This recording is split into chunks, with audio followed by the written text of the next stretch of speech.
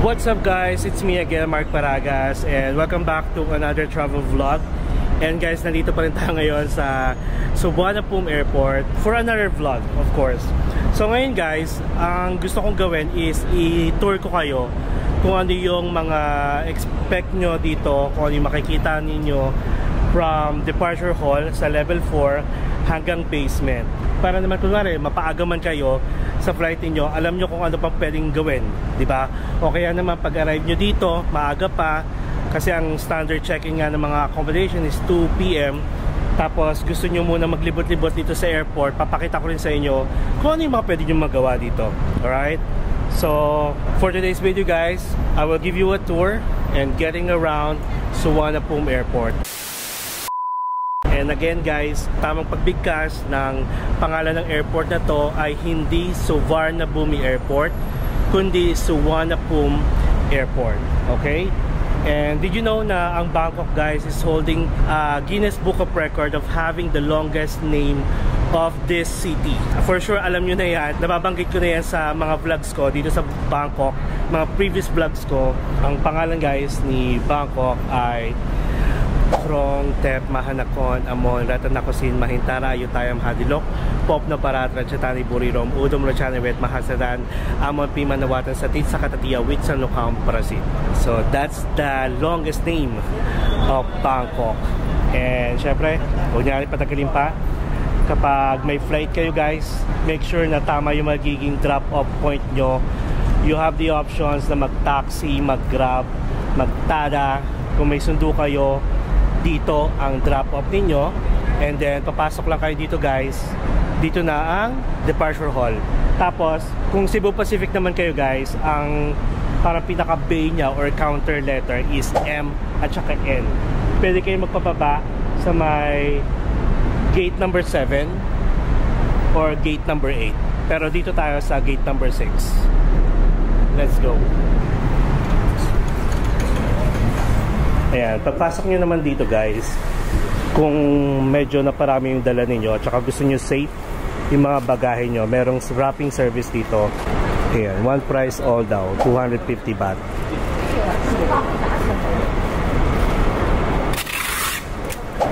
Pero mamaya guys, meron ding wrapping service sa basement, ipapakita ko sa inyo. Nandito si Shane. Shane, pauwi ka na? Oo. Uy, nandito ka. Kanyang pera. Ayan, so pakita ko sa inyo guys yung itsura ng departure hall. And since sobrang dami guys ng mga flights dito sa Suvarnabhumi Airport, ayan, yung mga counter is from letter A hanggang V. AirAsia guys sa letter L, tapos ang Cebu Pacific guys again sa counter N. Okay? Tapos marami naman kayo pupwestuhan dito, mga upuan doon. Tapos dito rin, ayan, mga upuan while waiting for your check-in counter to be open. Tapos guys, ang VAT refund, kailangan kung gusto nyo mag-process ng VAT refund guys, doon sa dulo. Punta muna kayo doon bago kayo pumunta ng immigration. Kasi parang dito muna yung filing, tapos sa loob ata ang redeem ng cash refund. Tapos marami na dito mga vending machine na mga drinks and snacks kung gusto niyo. May mga ATMs dito. Meron ding mga bilihan ng SIM card. Ayan, may AIS, merong True nandun sa dulo. Tapos guys, after nyo mag-check-in dito, ito na yung nakakalungkot na escalator dito guys, going to the immigration. So syempre, ibig sabihin, time to say goodbye to Bangkok. And by the way guys, kahit galing kayo sa baba, sa may basement, sa arrival, or kahit sa ang floor, allowed kayong pumunta dito or magstay dito sa departure hall kahit wala kayong flight. Kasi wala naman silang, wala mga nag-check dito. Kaya yun lang. Pero pagdating sa immigration, syempre, kailangan yung mga may flight lang pupunta doon. So again, kahit wala kayong flight, pwede kayong mag-roam around dito sa Suvarnabhumi Airport. So that's really it dito sa departure hall, which is the 4th level or 4th floor. Now let's go down to the 3rd level or 3rd floor kung nasaan yung kanilang food and restaurant. Okay, let's go. And guys, makita ko lang sa inyo yung terminal guide. 4th floor departure, 3rd floor shops and resto, 2nd floor yung arrival, First floor, yung public transportation at saka basement is the airport rail link. We will have another vlog about this one, guys, kasi magkakaroon tayo ng vlog regarding DIY transfer from Suvarnabhumi Airport using the airport rail link going to our accommodation. So we are done here sa 4th floor. Ayan, nandito yung immigration, battery fund, luggage storage, tapos may shuttle bus din dito. Ayan. Tapos now let's go to the 3rd floor, shops and resto. Pwede kayo mag-escalator, pwede kayo mag-walkalator, pwede kayo mag-elevator. Ayan, diba napakaganda ng airport na to, guys. So now we are approaching the 3rd floor, kung nasaan yung kanilang food and restaurant. So expect nyo na maraming restaurant dito, maraming ano rin dito, guys, lugar kung saan kayo pwedeng matulog, pwedeng mag-charge, pwedeng mag-nap, pwedeng kumain kahit hindi kayo kakain sa mga restaurant. Bumili lang kayo sa 7-Eleven. Tapos ayan, si Shane, lilibutin lang natin. May Muslim prayer room dito. Syempre the famous McDonald's. Malamig naman dito, guys, sa airport. Liputin lang natin. Tapos may stick and bowl, may Cohop bar, Lee Cafe, tapos merong Ginger Farm Kitchen. And syempre merong ATM, yung K-Bank. Tapos nakikita ko na dun, guys, may parang Miracle VIP Lounge dun sa dulo. Check natin. Kung gusto niyo naman malaman agad kung ano yung meron dito, meron ditong map. And we are here. May mga restroom. Ito, guys, yung Suvarnabhumi Airport Passenger Control Custom Office. Tapos may Miracle VIP Lounge. And then may 7-Eleven. Actually yun na yun. Tapos restroom sa dulo. And then doon naman tayo sa kabilang dulo. O diba, getting around the airport, it is... Wala lang, guys, mahaba pa yung time natin. Wala akong gagawin. Kaya sabi ko kay Shane, mag-vlog muna tayo. Naisip ko na, yun nga, libutin tong airport para naman, para sa inyo. Diba? Alam nyo kung ano yung expect nyo pag nandito kayo. Dumating man kayo maaga or kung ano pang gusto nyo gawin. Ang taray, diba? Wala, nakaka-amaze lang, guys, in fairness. Walang-wala sa NAIA. Pero, who knows, diba? Sooner or later, since handle na siya ng SMC or San Miguel Corp, mapapansin natin yung mga changes pa sa mga upcoming trip natin. Ayan ulit si Shane. So dito muna tayo sa kabilang side. May toilet ulit. Tapos merong Japanese restaurant. Ayan. Merong Thai cuisine top 10. Tapos itong cute tumbok ko is the Coffee Club. Ayan, guys, so sensitive Thai massage. O diba, may massage. Tapos meron ditong Boots. Ito yung isa sa mga kilalang pharmacist dito sa Bangkok. Tapos may Subway. And then may Starbucks. Tapos itong Aroy is close. Yung Aroy, guys, sa Thai is delicious. Ayan, may Thai restaurant and bakery. Masasarap yung mga tinapay dyan, guys. May Bento Sushi. Merong Charm Boat Noodles. May Chinatown. May Burger King. Tapos, guys, pwede pala kayong mag-scan. Ayan, o. Yung food guide dito sa Suvarnabhumi Airport. Tapos may Ruam Samay. May KFC. And then may K-Bank ulit. Then after that is ano na siya, parang office na, guys. Magkano K-Bank? Philippines 0.42. Palitan dito, guys, kung bibili kayo ng Thai baht, 0.42 ang K-Bank. So check natin yun na mamaya sa basement. So yan, guys, office na yan, wala na. So yun, that's really it on the 3rd floor or level 3 of Suvarnabhumi Airport. So it's more on food and restaurant. Now let's head to the level 2, which is yung kanilang arrival hall. Doon tayo galing, nagkaroon tayo ng vlog about it. Actually, pwede natin skip yung arrival hall. Pero sige, check natin mamaya. Daan pa rin tayo.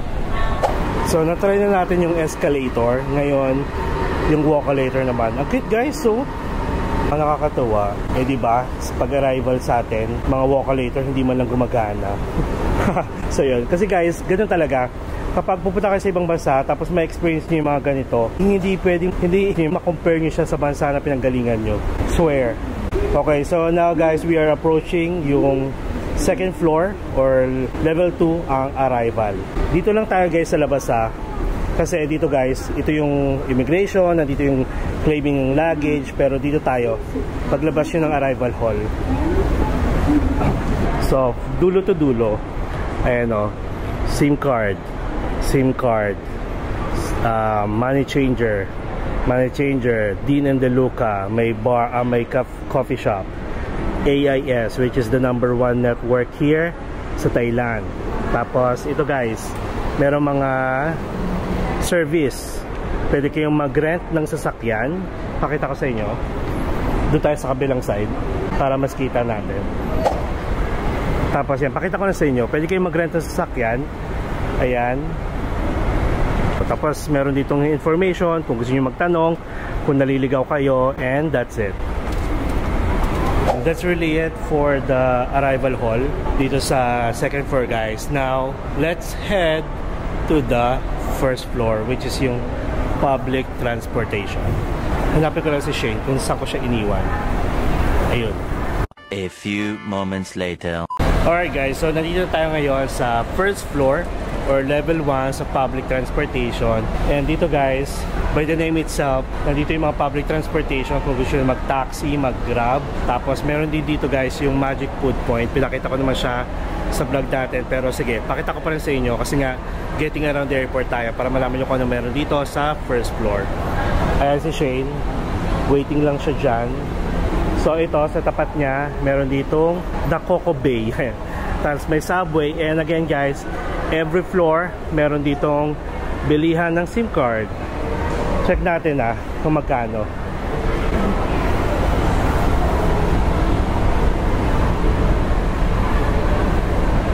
Tapos meron na rin silang eSIM. How much is your eSIM? Start for 5 days. This one?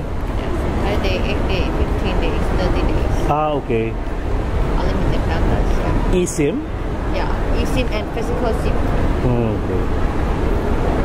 Ayan. So, mas okay pa rin pala guys. Sabi ko nga sa inyo, mas mura pa rin yung eSIM na nakuha natin sa Klook compare na dito. Pero may options din naman kayo guys, kumuha ng SIM card sa 7-Eleven sa labas, mas mura. Pero okay na yung sa Klook, 'di ba? Sa kayo makakita 50 gig guys for 10 days. Tapos ayan, may pila dito guys kasi parang transfer siya going to Pattaya. Yan. Transport service.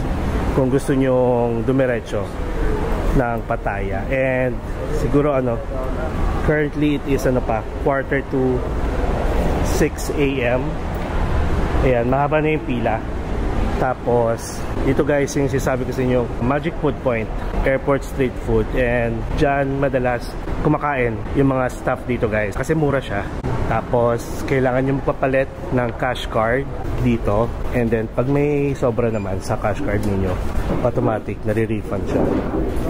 In fairness, ayan, mura dito compare sa pinanggalingan natin sa third floor, yung sa food and restaurant. Kung gusto nyo makamura, sabi ko kasi nyo 5:45 AM pa lang. And mas marami ito guys kapag during business hours, yung mga breakfast talaga at saka lunch time. Alright, so ito lang yon. And then pakita ko sa inyo yung pinakalabas kung saan kayo magre-rent ng taxi, kung paano mag-rent ng taxi, at kung saan yung bay para sa pick-up point niyo for the Grab. Okay? Ayan guys, sobrang daming taxi dito. And hindi kayo pwedeng sumakay agad-agad guys at mamili ng taxi. So makikita nyo, iba-iba yung klase ng taxi. May malaki, may maliit, tapos may iba't ibang kulay din. So ngayon, ituturo ko sa inyo kung paano mag-rent ng taxi. Tapos if ever naman may mga bus kayo or shuttle service from gate or entrance 7, tawid lang kayo. Tawirin nyo lang yan. Pakita ko. Ayan, makikita na kayo mga bus dyan. if ever may mga transport service kayo going to other places, doon sa kabilang side. Kasi dito, sa side na to, mga taxi, tapos mga bus sa kabila. And then, aside from taxi, bago ko ipakita sa inyo kung paano mag-rent ng taxi, aside from that, meron ditong electric taxi. Ayan, taxi charge by meter.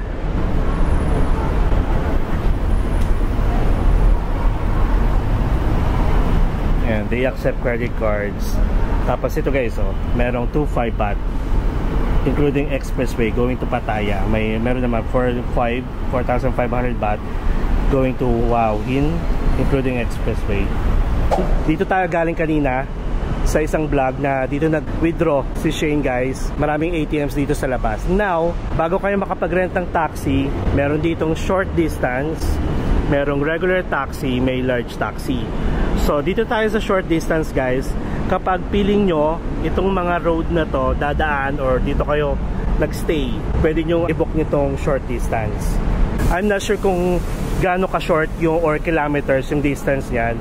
Now for the regular taxi, kahit saan na yan. Tapos large taxi, syempre kung ano, siguro itong regular taxi good for 2 adult, tapos 2 luggage din. Tapos kung 3 to 4 kayo, ayan. Okay, i-reiterate ko lang kayo or for your information guys, dito kapag magra-ride kayo ng taxi, hanggang 2 luggage lang yung free. If ever may pangatlo kayong luggage guys, or sabihin natin may kasama kayo, tapos basta aabot kayo ng 3 luggage, automatic every luggage exceeding is at 20 baht per piece or per luggage.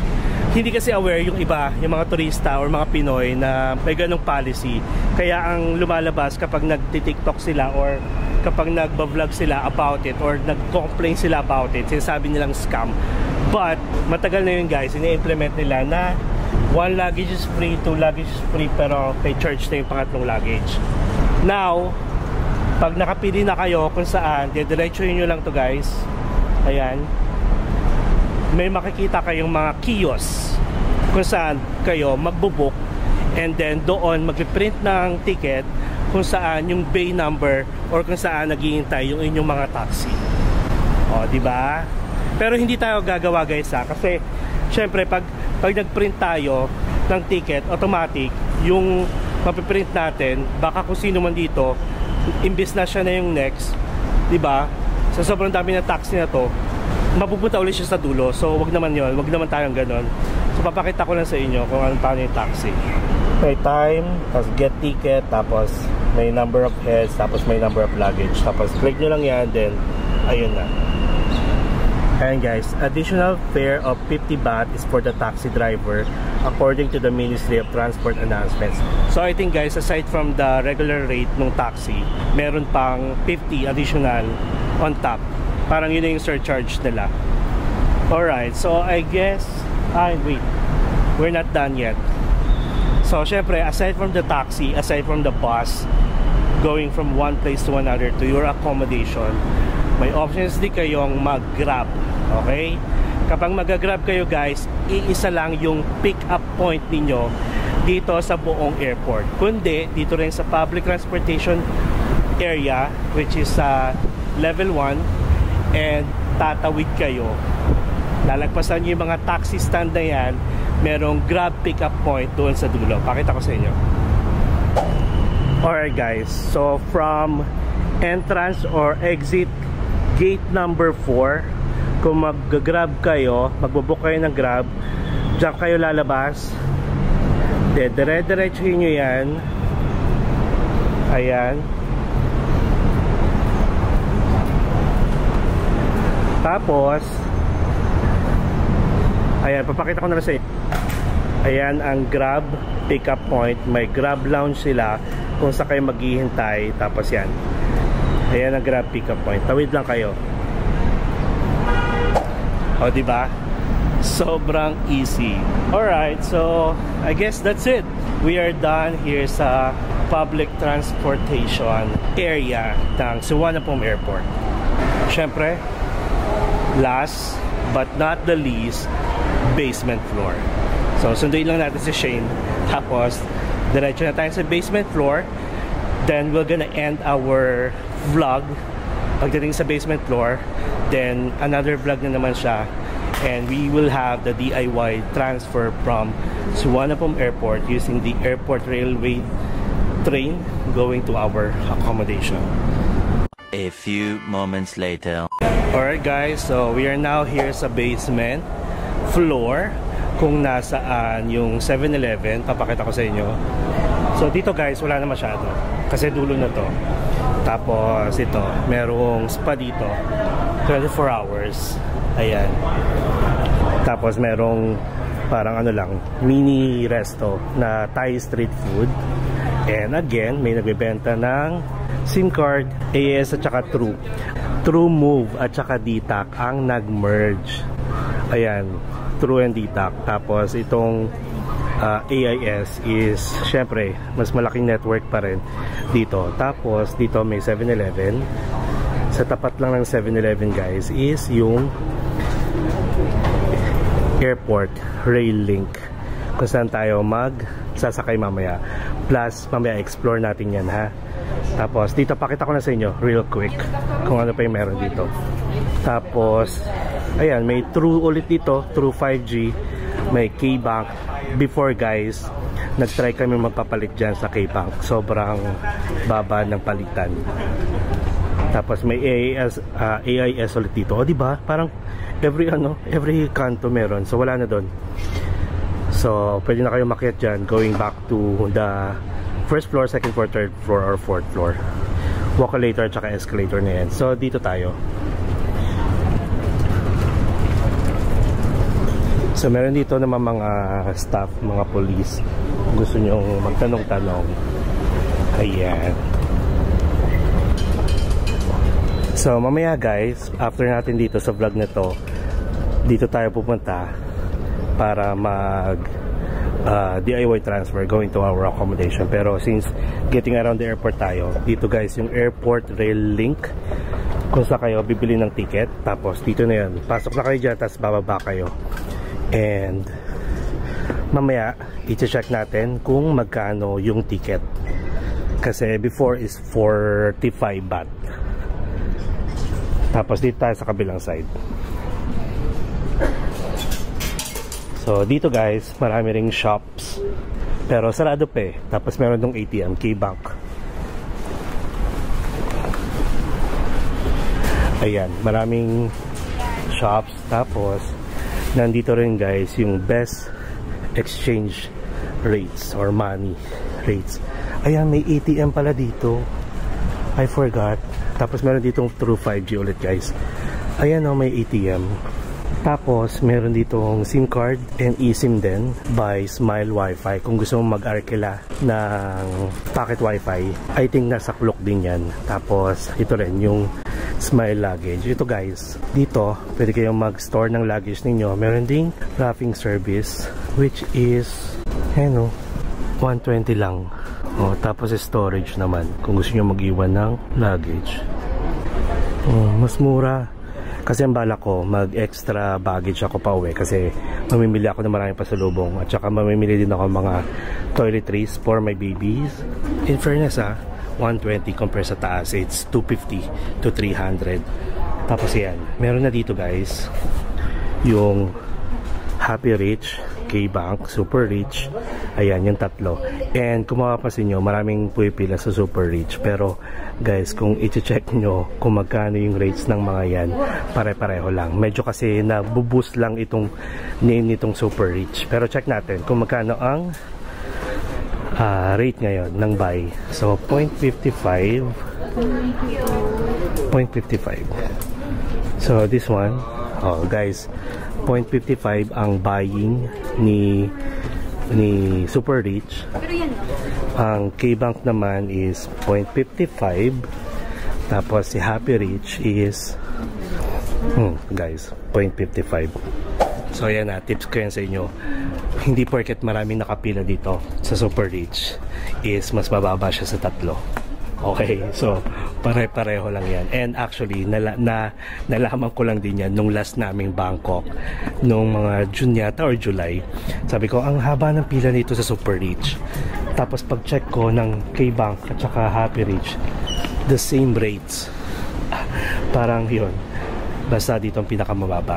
Okay? Di ba sa taas, nakita natin yung Happy Ridge is 0.42 ata. I mean, yung K-Bank 0.42. Dito 0.55. Di ba? Mas better. Tapos, dito guys, pag dinire-diretso nyo pa, may mga sleeping quarters dito. Or mga parang sleeping lounge. Ayan yung Avagard Capsule Hotel, tapos meron ditong Boxtel and so on. Ayan, medyo tahimik na dito dapat kasi nga may mga natutulog yan. Ang cute nito, capsule. Tapos dito naman, ayan, Boxtel din. Tapos ito rin siya, Avagard Capsule Hotel. Ayan, malalaman yung may mga tao. So that's it. That's really it guys. And hindi na tayo actually hindi na tayo magpapapalit ng pera kasi meron tayong withdraw from the last time na Bangkok natin. Ayan, meron din dito guys, visit Thailand cards by Super Rich, same 0.55. So ayun guys, hindi nyo kailangan pumila ng mahaba dun sa Super Rich lang kasi lahat ng money changer dito sa basement. Huwag lang yung K-Bank dito guys sa bungad kasi mataas yan, mababa yung palitan yan. So we are done guys actually sa getting around Suvarnabhumi Airport. And by the way, sa paglilibot ko dito sa basement, mas okay guys na magpapalit na lang kayo ng pera compare sa mag-withdraw kayo gamit ang mga debit card niyo or ATMs niyo, kasi mas okay pa rin ang palitan kapag nag-money changer kayo sa Super Rich, Happy Rich o kaya sa K-Bank dito sa basement kasi kapag mag-withdraw kayo sa ATMs, Matic, aside from the conversion rate na mababa, meron pang 220 baht na transaction fee, diba? So yun, mas okay na mag-peso to baht na lang kayo guys. Alright? So yun lang, and I hope na enjoy nyo yung ating getting around the airport. At least next time na pupunta kayo dito, pwede kayong mas maaga para makapaglibot kayo dito guys, at marami pa kayong magawa.